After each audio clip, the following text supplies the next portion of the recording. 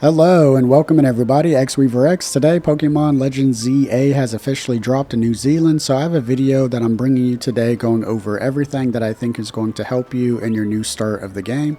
The first thing I think you should definitely do is go into the game settings here and switch that text speed to fast, and then the camera sensitivity all the way up. This is just going to make this a lot more enjoyable while you're playing. The next thing you should know is if you start with a female character like I do in my playthrough, your rival here is going to be a guy. And if you start with a guy character, then your rival is going to be a female.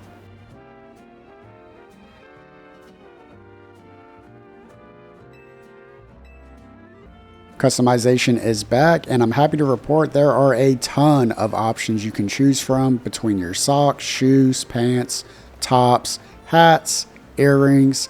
There's all kinds of different options here in Legends ZA, and you unlock this shopping mall really early on in the game. And there's also a barber as well, so you get more different hairstyles that were not available when you created your character. There are a ton of options compared to previous Pokemon titles. I will say though, starting off, I would highly recommend just saving your money to go ahead and buy more Pokeballs, as all these pieces of clothing are actually relatively pretty expensive, so you're going to really have to pick and choose early on. Now there are a ton of stores that you can find all around the map, but the one I'm showing here is right here. You're going to see these purple crystals around the map. Use any of your moves to break them. They're going to give you Mega Shards, and I'll explain a little bit later what those are for. You're also going to see these gold drops around the map. All you got to do is run over those to pick them up. You don't have to hit any interaction button. So always pick those up, as they can give you money and materials. Now something new in ZA compared to Arceus is we have these arrows next to the Pokemon we're aiming at, and those arrows are going to indicate the likely success of catching the Pokemon. With 4 arrows, we have a very high chance to catch the Pokemon on our first throw. So as you see, we just went ahead and caught him right off the rip. Now it's also worth mentioning, if we are to step in front of a Pokemon, we are going to have a harder time to catch them. The arrows are going to decrease, and certain Pokemon such as this Bunnelby will become hostile toward the trainer and attack us. If we take enough hits, we are going to faint, so do keep that in mind. And you also are going to have this red bar at the top of the screen saying that the Pokemon is hostile towards you and attacking you. Now if we throw enough balls at the Pokemon and they break out, they're going to become agitated, and we're going to have all these symbols floating around that Pokemon. Now this lasts for a whole 20 seconds from my testing here, and you're not able to catch the Pokemon when it's agitated like this. So you can either A, wait for the 20 seconds for those symbols to stop going around the Pokemon to catch them, or B, you can go ahead and just knock the Pokemon out. As a new feature to this game is you get a grace period to catch them after you knock them out.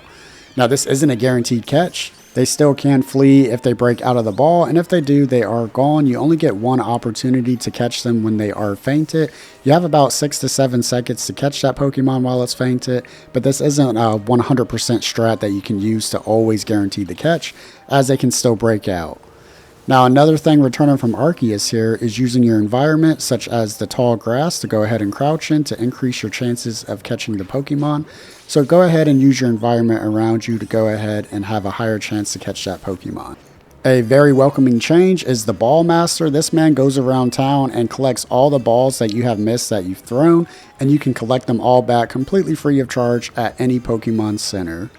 And speaking of Pokemon Center, you can now buy and sell items directly here at the Pokemon Center. And if you're looking for balls that are better than the Pokeball and Great Ball, well, you can visit the Pokeball Boutique here on the map, and you can get all the balls that you're interested in, excluding the Master Ball.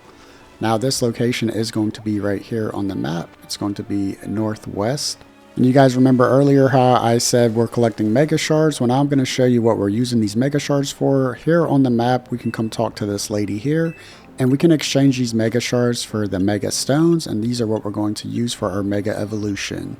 Now also, while we're out and about, you're going to come across these different little obstacles. It's really important to do these, as they always have really good items. So go ahead and do them. It's like a little parkour challenge. It's really not that difficult. Just go ahead and find your way up. For an example here, we got a rare candy. How awesome is that? And usually at the top of these obstacles, we're going to see a purple glowing ball that looks like a Master Ball, but unfortunately it is not a Master Ball. but it is a colorful screw, and I'm going to tell you a little bit later on what these are used for, but it's really important that you go and collect these as soon as you can. Now we can climb any roof that has a slant to it, and sometimes to clear the gap it just takes a calculated roll. You're going to be exploring a lot of the rooftops in this game, however you don't need to be afraid about falling as the Rotom phone will catch you. You do not take fall damage. However, if there is a raging Alpha Dratini at the bottom waiting for you, be careful because you might just faint. If you faint though, it's not a big deal. There's no penalization, you don't lose money or balls or items, you just get teleported to the nearest Pokemon Center and it's just another day.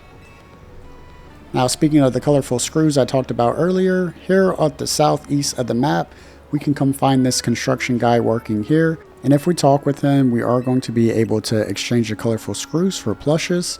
Now these plushes do have certain levels to them. As you see, I'm level 3 for the red Canary plush. I would highly recommend you grab this plush ASAP, as it does give you increased EXP points for your Pokemon. So this is why it's so important to go ahead and do all these parkour challenges you see, and then make sure you go inside to get the fast point. When it comes to evolution, gone are the days of the automatic evolution. You have to come into your party and select the one that's ready to be evolved. You'll have an icon saying it's ready to be evolved, and you can go ahead and just click evolve. The next thing I want to discuss is very important in my opinion. It involves the day and night cycle that Legend ZA runs on. If you're in the middle of an encounter or a battle and the day decides to switch to either day or night, well, you're going to miss out on that encounter. So it's very important you keep this in mind if you are about to catch a shiny, because you don't want to miss out on that shiny. That would be so awful. Now speaking of the day-night cycle, we can actually control it to a degree. If we take a look at the top left there, that is the day and night cycle. Once that bar goes all the way to the sun, it's going to then become nighttime, and then vice versa. And there are two ways we can go ahead and jump forward in time. The first is going to your hotel and going to your bed. This is going to go ahead and switch to the next day cycle or night cycle, depending on what time of day it is at the time that you do this. And really quick, while we're here in the night cycle, this is the time where we're going to go ahead and level up our trainer rank from Z to A.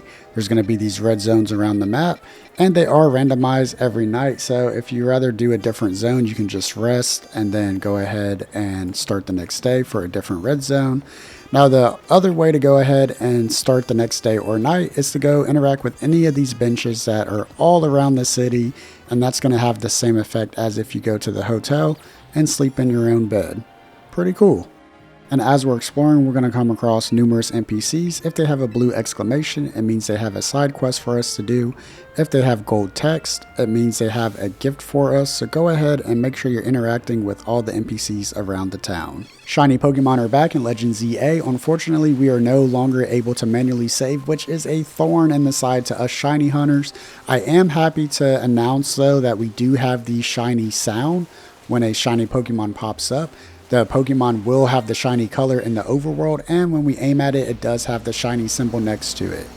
However, at the time of this recording, I do not know what the odds are to get shinies to pop up. This was over 1,000 Magikarps that I caught, and then what I would do is I'd catch every Magikarp in the zone, I would fast travel to another zone, and then I would fast travel back to this zone, and then rinse and repeat. So I don't know what the odds are, but I will let you know when I find out. The last thing I want to show you is instant swapping Pokemon to avoid hits, which is honestly super cheesy. When you do this though, the Pokemon will aggro the trainer a lot because they're super annoyed. But you can just hot swap Pokemon literally on the fly, so quick to dodge attacks if you need to. So that's going to wrap my video up. If you found any of this useful, consider dropping a like and a comment. Let me know down below who you guys are going to choose as your starter, and we'll see you on the next video. As always, peace and prosper, much love. We'll see you on the next one. Late.